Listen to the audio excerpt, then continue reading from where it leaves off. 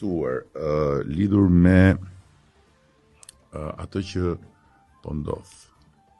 Keni parasysh një gjë.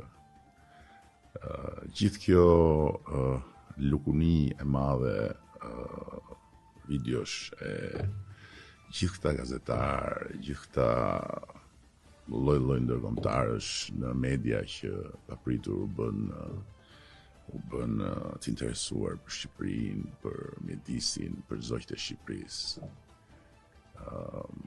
Nuk e kanë fare me mjedisin dhe zogjtë e Shqipërisë. E kanë secili për agjendën e vet në vendet ku janë.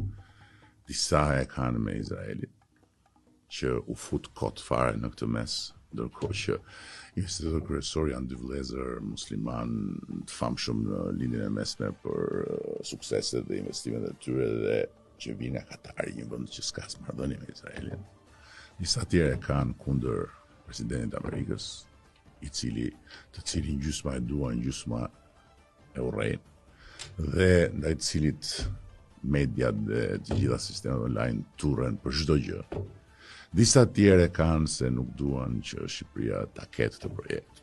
Janë konkurrent normal, të vinë 4 miliardë në Shqipëri dhe me këto emra Shqipëria bëhet një pikë referimi si asnjëherë më parë dhe si asnjëherë më pas në rast se ne humbim këtë mundësi.